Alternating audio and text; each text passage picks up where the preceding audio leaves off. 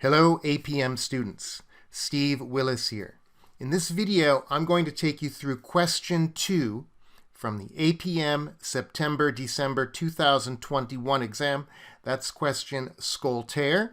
I'm going to show you the exam technique, how to deal with the exhibits, how to get a pass on this question. Let's get started.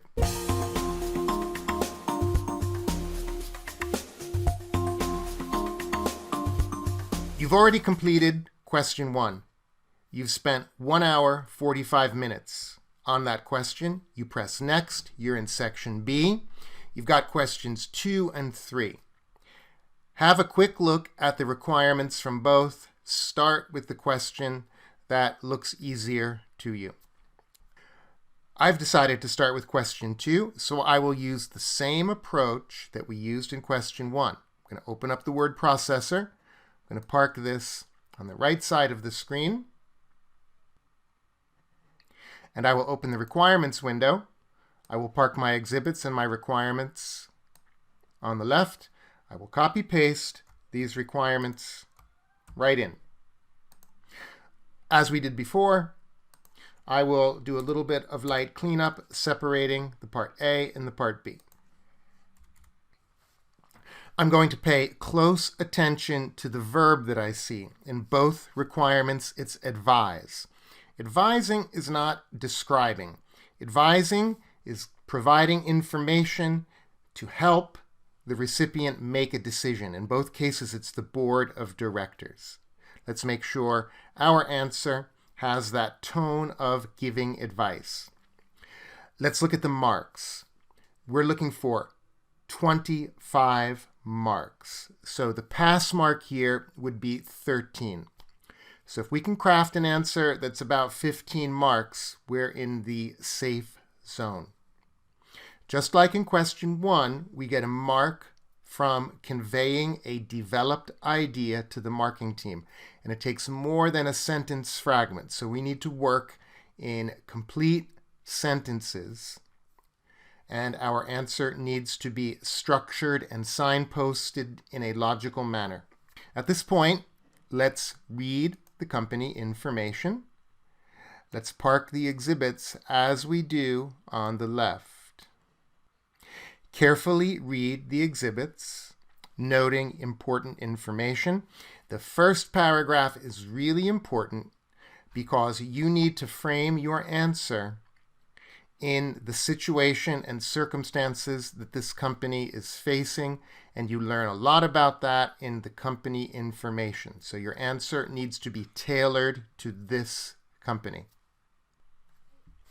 You can highlight important information, such as the largest shareholder is the Ethical Pension Fund, and you just click the yellow, as we did before. We can highlight that information. If you're working in an exam center on scratch paper, it might be quicker to work with a mind map or bullet points, and then you can capture these important ideas, jotting down quick notes. As we read the exhibits, we learn about the company Scoltaire. We learn they're listed. We learn that they attract ethical, focused investors. We learn that they are positioned in the market on their ethical business practices. They charge high prices because of their environmentally friendly ingredients. And as we continue reading, we learn about their important business decision. They've got a new product, Chemical K. They're deciding if they should produce it in their home country or take it offshore to a new country, potentially in the developing world, with lower environmental regulations. As we continue reading, we learn about Chemical K. We learn that Chemical K has a big environmental footprint. It's going to use a lot of water. It's going to create some toxic waste, and it will have a big cleanup bill when we're done producing it. So a potentially contentious product with ethical ramifications. Lastly, we learn that the company is thinking about using the EMA toolbox to improve its business performance. And the board is looking for specific advice how EMA will help them in 4 clear areas.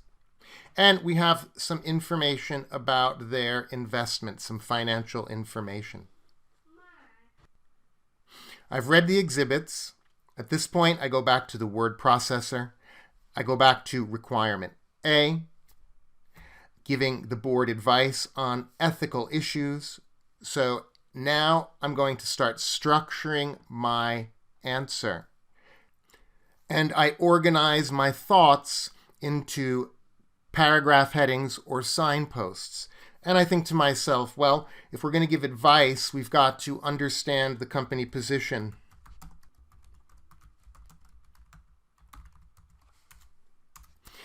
And I found 4 ethical issues while I was reading.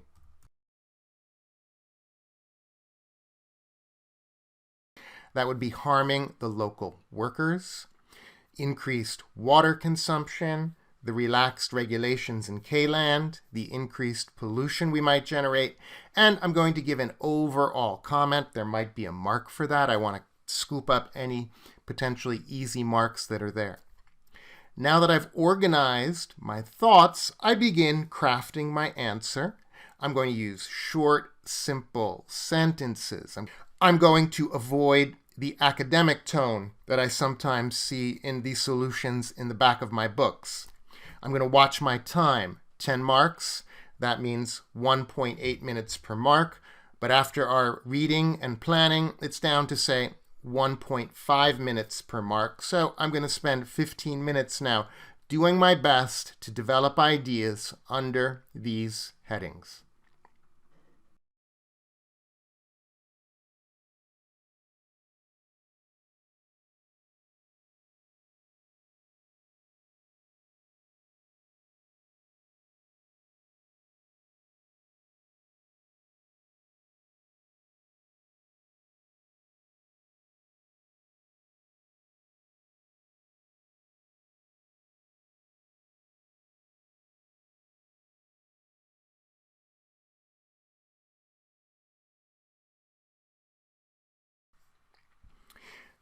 The SG Company seems like a socially responsible company because their products are positioned as premium, expensive, and eco-friendly, like Body Shop, and their main investor is a socially conscious fund.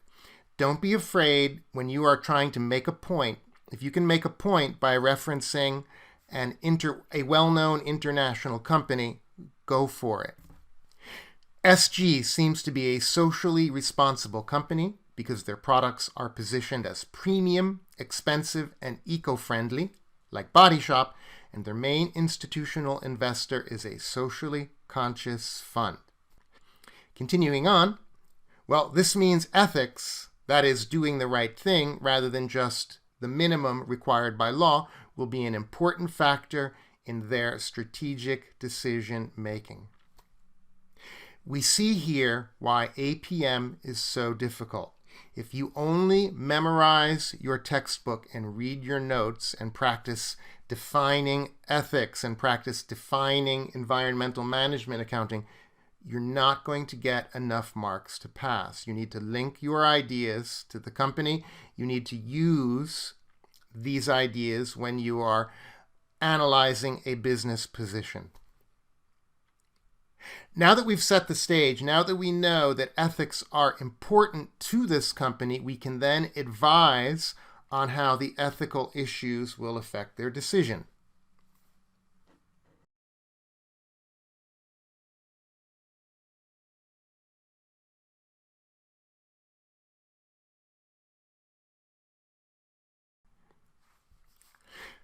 The decision creates an ethical conflict for SG. While moving to K-Land may be more profitable in the short term with lower costs, it will take job opportunities away from their local workforce. These workers will become resentful, they might complain to the press, and this would create a public relations problem. And overall, this can hurt the reputation of the company. So that is the ethical issue that the board needs to consider related to local workers. I'll move on. I'll write up my next idea.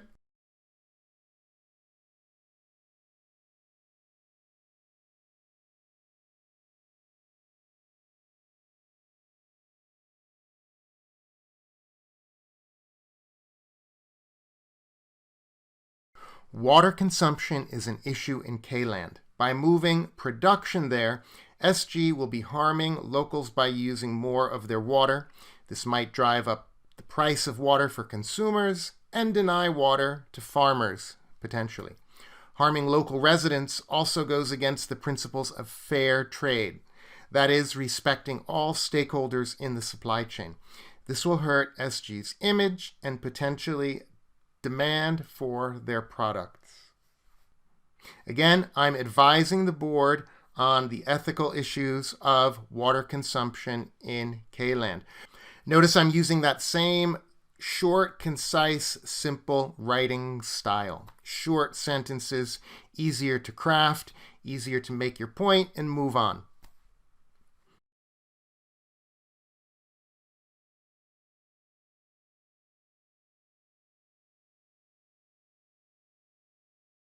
I've finished writing up my answer to part A. I've developed my ideas under each heading using short, simple sentences. I've also given the marking team an overall comment summarizing my ideas that the moving production harms many stakeholders, increases pollution, increases their exposure to business risk, and will disappoint their customers and their main investors. And I end with some advice. They should reconsider the option of moving production. I'm looking for 10 marks. I've got 6 headings. I've got 1 or 2 ideas developed under each heading. I'm confident here. I've given the marking team enough material. I've answered the question asked. I've linked to the story. I'm confident I've got passing marks with my answer.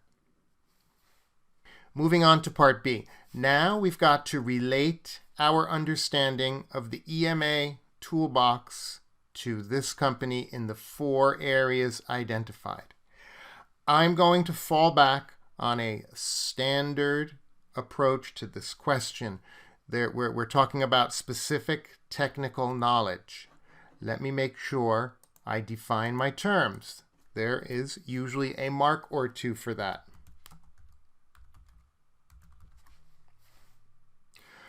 Let me go back into Exhibit 4. I can just copy these 4 items right out of the exhibit.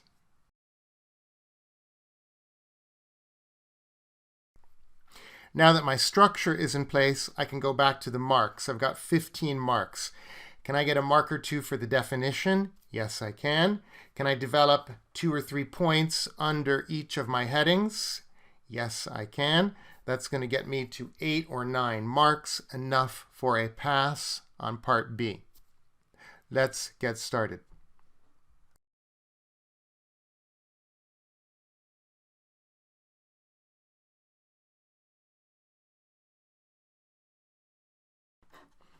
This term defines a toolbox of techniques that help a company understand and manage their environmental costs. With information from EMA techniques, companies can improve both their environmental and their strategic performance. I'm not going to go any further here. I will talk about the different techniques of EMA under the headings. So right there, I've done what the examining team has asked me to do in the examiner's reports, a quick definition of my term. Now I can get started using the EMA techniques to help the board of directors.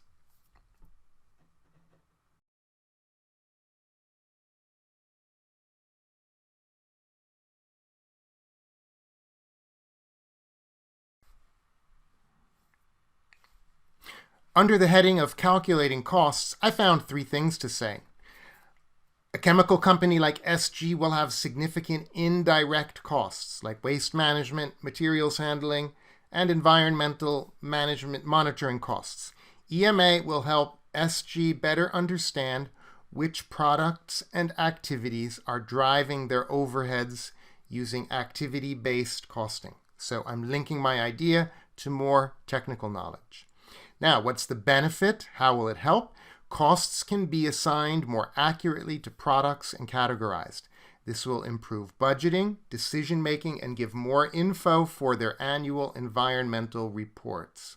I'm answering the question as it is asked. How will EMA help the company in these areas? I continue. EMA will also look at the long-term cost consequences, contingent costs, of the potential decisions they make using life cycle costing, sprinkling in more technical knowledge, linking it to the story. For example, they'll be better informed about the shutdown costs of Chemical K. This will help them make more environmentally prudent and sound decisions. Enough material there for some marks.